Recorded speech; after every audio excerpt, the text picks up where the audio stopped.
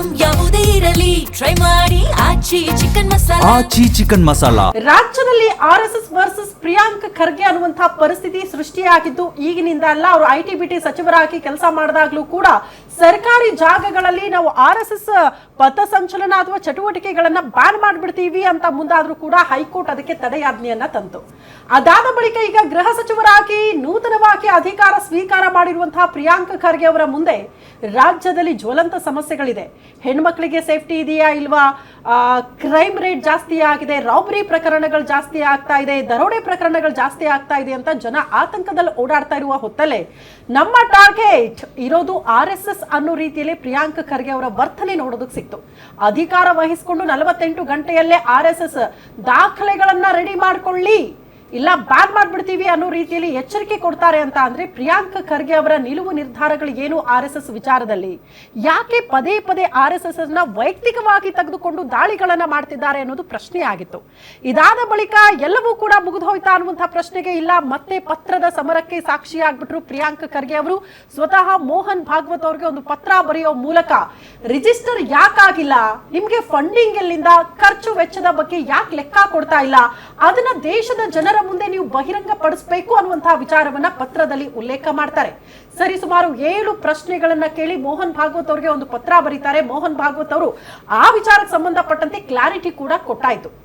ಹಾಗಾದ್ರೆ RSS ಯಾಕೆ register ಆಗಿಲ್ಲ, ಇವರಿಗೆ ಫಂಡಿಂಗ್ ಖರ್ಚು ವೆಚ್ಚದ ಬಗ್ಗೆ ಯಾಕೆ ಲೆಕ್ಕ ಕೊಡ್ತಾ ಇಲ್ಲ, ಟ್ರಾನ್ಸ್ಪರೆನ್ಸಿ ಮೇಂಟೈನ್ ಮಾಡಿ ಅಂತ ಅಂದ್ರೆ ಯಾಕೆ ಮೇಂಟೈನ್ ಮಾಡ್ತಾ ಇಲ್ಲ, ಸಂಘ ಪರಿವಾರ ಸಂವಿಧಾನದ ಅಡಿಯಲ್ಲಿ ಕಾನೂನು ಪ್ರಕಾರವಾಗಿ ನಾವು ಕೆಲಸ ಮಾಡ್ತೀವಿ ಅಂದ್ರೆ ನಿಜಕ್ಕೂ ರಿಜಿಸ್ಟರ್ ಆಗಬೇಕಾಗಿತ್ತಲ್ಲ, ಯಾಕಾಗ್ಲಿಲ್ಲ? ಬಹುತೇಕರು ಇದನ್ನ ಪ್ರಶ್ನೆ ಮಾಡ್ತಿದ್ದಾರೆ. ಪ್ರಿಯಾಂಕ್ ಖರ್ಗೆ ಅವರು ಸರಿಯಾಗಿದ್ದಾರಾ, RSS ಅವರು ಸರಿಯಾಗಿದ್ದಾರಾ, ಇದು ಪ್ರಶ್ನೆ ಇದೆ. ಇದ್ರ ಬಗ್ಗೆ ಚರ್ಚೆ ಮಾಡೋಣ. ಈ ಚರ್ಚೆಗಳ ಮಧ್ಯದಲ್ಲಿ ಇದು ಮತ್ತೊಂದು ಆಯಾಮವನ್ನ ಪಡೆದುಕೊಂಡಿದೆ. ಅಶೋಕ್ ಗೆಹ್ಲೋಟ್ ಅವರು ಒಂದು ಮಾತು ಹೇಳಿದ್ರು, ಇಂದಿರಾ ಗಾಂಧಿ ಅವರು ಇದ್ದಿದ್ರೆ ಬಿಜೆಪಿನೇ ಬ್ಯಾನ್ ಮಾಡ್ತಾ ಇದ್ರು ಬಿಡಿ ಅಂತ. ಅದಕ್ಕೆ ಪುಷ್ಟಿ ಕೊಡೋ ರೀತಿಯಲ್ಲಿ ಪ್ರಿಯಾಂಕ್ ಖರ್ಗೆ ಅವರು ಕೂಡ ಧ್ವನಿ ಜೋಡಿಸಿದ್ದಾರಂತೆ. ಎನಿವೆ ಏನಾಗ್ತಾ ಇದೆ ಈ ವಿಚಾರದಲ್ಲಿ ಆ ಕುರಿತು ಸುದೀರ್ಘವಾಗಿ ಚರ್ಚೆ ಮಾಡೋಣ. ನನ್ನ ಜೊತೆಗೆ ಎಕ್ಸ್ಪರ್ಟ್ಸ್ ಕೂಡ ಇದ್ದಾರೆ. ಇದೇ ಈ ಹೊತ್ತಿನ ವಿಶೇಷ, Priyank Kharge versus RSS. Okay, BJP ban ಮಾಡಬೇಕಾ ಅನ್ನೋದ್ರ ಬಗ್ಗೆ ನಾವು ಮಾತಾಡೋದು ಬೇಡ. ಬಿಕಾಸ್ ಅಶೋಕ್ ಗೆಹ್ಲೋಟ್ ಅವ್ರು ಹೇಳಿದ ತಕ್ಷಣ ಬಿಜೆಪಿ ಬ್ಯಾನ್ ಮಾಡೋದಕ್ಕೆ ಸಾಧ್ಯನಾ? ದೇಶದಲ್ಲಿ ಒಂದು ರಾಷ್ಟ್ರೀಯ ಪಕ್ಷದ ಅವನತಿಗೆ ಇವರೆಲ್ಲ ಸ್ಟೇಟ್ಮೆಂಟ್ ಗಳನ್ನ ಕೊಡ್ತಾರೆ ಅಂದ್ರೆ ಅದಕ್ಕೆ ಅತಿ ಹೆಚ್ಚಿನ ಬೂಸ್ಟ್ ಕೊಡೋದಕ್ಕಿಂತ ಇದಕ್ಕೆ ಬುನಾದಿ ಎಲ್ಲಿಂದ ಅಂದ್ರೆ RSS ಬ್ಯಾನ್ ಮಾಡ್ಬಿಡ್ತೀವಿ ಅನ್ನೋ ವಿಚಾರಗಳೇ ಮತ್ತೆ ಮತ್ತೆ ಮುನ್ನೆಲೆಗೆ ಬರ್ತಾ ಹೋಗುತ್ತೆ. ಇದ್ರ ಬಗ್ಗೆ ಡೀಟೇಲ್ಸ್ ನಿಮ್ಮ ಮುಂದೆ. ದೇಶದಲ್ಲಿ ಬಿಜೆಪಿ ಬ್ಯಾನ್ ಮಾಡಬೇಕು ಅಂತ ಕಾಂಗ್ರೆಸ್ ಹೇಳ್ತಾ ಇದೆ, ಅಂದ್ರೆ RSS ಬಿಟ್ಟರು ಈಗ ಬಿಜೆಪಿಗೆ ಬಂದಿದ್ದಾರೆ ಅಂತ. ಇಂದಿರಾ ಗಾಂಧಿ ಇದ್ದಿದ್ರೆ ಬಿಜೆಪಿಯನ್ನ ಬ್ಯಾನ್ ಮಾಡ್ಬಿಡ್ತಿದ್ರಂತೆ. ಅಶೋಕ್ ಗೆಹ್ಲೋಟ್ ಹೇಳಿಕೆ ಬೆನ್ನಲ್ಲೇ ಪ್ರಿಯಾಂಕ್ ಖರ್ಗೆ ಅವರು ಕೂಡ ಹೊಸದೊಂದು ಬಾಂಬ್ ಸಿಡಿಸಿದ್ದಾರೆ. ಈ ವಿಚಾರಕ್ಕೆ ಸಂಬಂಧಪಟ್ಟಂತೆ ಕಾಂಗ್ರೆಸ್ನಲ್ಲಿ ಮತ್ತೆ RSS ವರ್ಸಸ್ ಪ್ರಿಯಾಂಕ್ ಫೈಟ್ ತಾರಕಕ್ಕೆ ಏರ್ತಾ ಇದೆ. RSS ವಿರುದ್ಧ ಪತ್ರ ಸಮರ ಶುರು ಮಾಡಿಬಿಟ್ಟಿದ್ದಾರೆ ಸಚಿವ ಪ್ರಿಯಾಂಕ್ ಖರ್ಗೆ ಅವರು.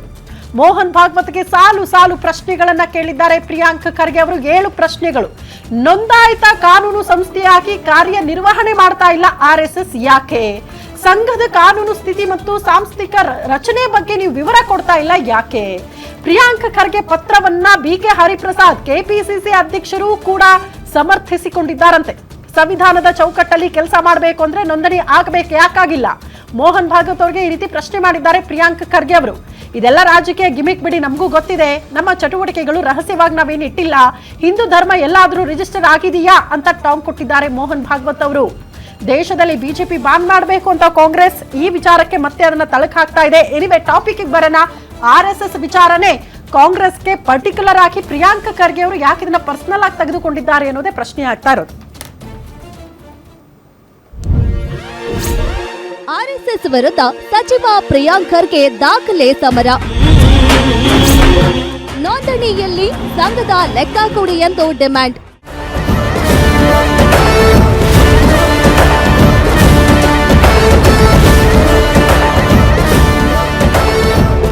ಒಂದ್ ಕಡೆ ಗ್ಯಾರಂಟಿ ಜಟಾಪಟಿ, ಮತ್ತೊಂದ್ ಕಡೆ ಬಿಡದಿ ಭೂಸಮರ.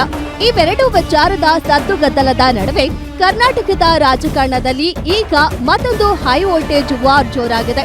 ಅದು ಇಡೀ ದೇಶದ ಗಮನ ಸೆಳೆಯುತ್ತಿರುವ ಖರ್ಗೆ ವರ್ಸಸ್ ಕೇಸರಿ ಪಡೆ ಜಿದ್ದಾಜಿದ್ದೆ. RSS ಸಂಘಟನೆಯ ವಿರುದ್ಧ ಸಚಿವ ಪ್ರಿಯಾಂಕ್ ಖರ್ಗೆ ಮತ್ತೊಮ್ಮೆ ನೇರ ಸಮರ ಸಾರಿದ್ದಾರೆ. ಸಂಘಟನೆಯ ನೋಂದಣಿ ಬಗ್ಗೆ ಪ್ರಶ್ನಿಸಿ ಸದ್ದು ಮಾಡಿದ್ದ ಪ್ರಿಯಾಂಕ್ ಖರ್ಗೆ ಈಗ ನೇರವಾಗಿ RSS ಸರಸಂಘ ಚಾಲಕ ಮೋಹನ್ ಭಾಗವತ್ ಅವರಿಗೆ ಪತ್ರ ಬರೆದಿದ್ದಾರೆ. ಈ ಸುದೀರ್ಘ ಪತ್ರದಲ್ಲಿ ಸಚಿವರು ಹಲವು ಪ್ರಶ್ನೆಗಳ ಸುರಿಮಳೆಯನ್ನೇ ಗರೆದಿದ್ದಾರೆ. ಸಂಘಟನೆಯ ಆಂತರಿಕ ಪ್ರಜಾಪ್ರಭುತ್ವ ಎಲ್ಲಿದೆ? ಸಂವಿಧಾನಕ್ಕೆ ಆರ್ಎಸ್ಎಸ್ ಬದ್ಧವಾಗಿದೆಯಾ ಎಂಬ ಇತ್ಯಾದಿ ಪ್ರಶ್ನೆಗಳನ್ನ ಮಾಡಿದ್ದಾರೆ. ಹಾಗಾದ್ರೆ ಮೋಹನ್ ಭಾಗವತ್ಗೆ ಬರೆದ ಪತ್ರದಲ್ಲಿ ಏನಿದೆ? ಸಚಿವರು ಎತ್ತಿರುವ ಪ್ರಮುಖ ಪ್ರಶ್ನೆಗಳಾದ್ರೂ ಏನು ಅನ್ನೋದನ್ನ ನೋಡೋದಾದ್ರೆ, ಆರ್ಎಸ್ಎಸ್ಗೆ ಪ್ರಿಯಾಂಕ್ ಖರ್ಗೆ ಕೇಳಿದ್ದೇನು? ಆರ್ಎಸ್ಎಸ್ನ ಕಾನೂನಾತ್ಮಕ ಸ್ಥಾನಮಾನ ಮತ್ತು ಸಾಂಘಟಿಕ ರಚನೆ ವಿವರ ನೀಡಿ. ಪದಾಧಿಕಾರಿಗಳು ಮತ್ತು ಅಧಿಕೃತ ಪ್ರತಿನಿಧಿಗಳ ವಿವರಗಳು, ದೇಣಿಗೆ, ಕೊಡುಗೆ ಮತ್ತು ಆದಾಯದ ಮೂಲಗಳ ಬಗ್ಗೆ ಮಾಹಿತಿ ನೀಡಬೇಕು. ವೆಚ್ಚ ಮತ್ತು ಆಸ್ತಿಪಾಸ್ತಿಗಳ ವಿವರಗಳನ್ನ ಸಲ್ಲಿಸತಕ್ಕದ್ದು.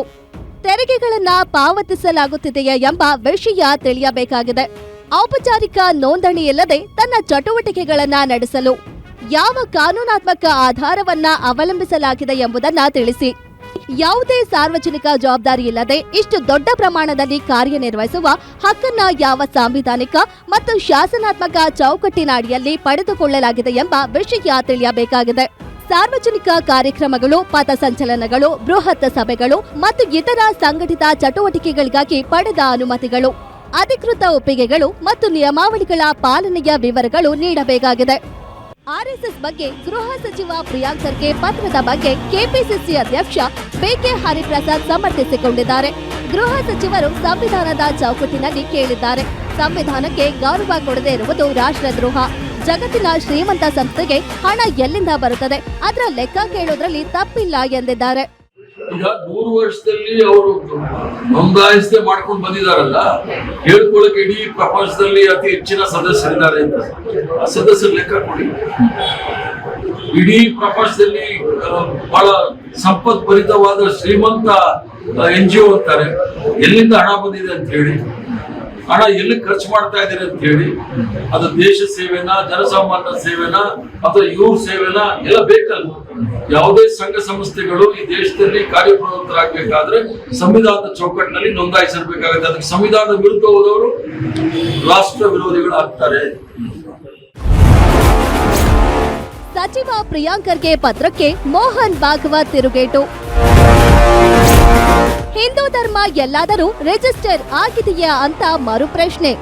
ಆರ್ಎಸ್ಎಸ್ ನೋಂದಣಿಗೆ ಆಗ್ರಹಿಸಿ ಗೃಹ ಸಚಿವ ಪ್ರಿಯಾಂಕ್ ಖರ್ಗೆ ಬರೆದ ಪತ್ರಕ್ಕೆ ಸ್ವತಃ ಆರ್ಎಸ್ಎಸ್ ಮುಖ್ಯಸ್ಥ ಭಾಗವತ್ ಪ್ರತಿಕ್ರಿಯಿಸಿ ತಿರುಗೇಟು ನೀಡಿದ್ದಾರೆ. ಕೇರಳದಲ್ಲಿ ಮಾತನಾಡಿದ ಅವರು, ಇದೊಂದು ರಾಜಕೀಯ ಗಿಮಿಕ್. ನಮ್ಮ ಚಟುವಟಿಕೆಗಳು ರಹಸ್ಯವಾಗಿಲ್ಲ. ಹಿಂದೂ ಧರ್ಮ ಎಲ್ಲಾದರೂ ರಿಜಿಸ್ಟರ್ ಆಗಿದೆಯೇ? ಸರ್ಕಾರಿ ಅನುದಾನ ಪಡೆಯುವವರಿಗೆ ಮಾತ್ರ ನೋಂದಣಿ ಅಗತ್ಯವಿದೆ. ಆದ್ರೆ ಆರ್ಎಸ್ಎಸ್ಗೆ ಅದರ ಅಗತ್ಯವಿಲ್ಲ ಎಂದಿದ್ದಾರೆ. And we are not secretive, we are working on open ground. We are calling people and telling them about Sangha. This is politics. And all these things, gimmicks are being tried. We'll do that. We are used to it. So it doesn't need any restrictions.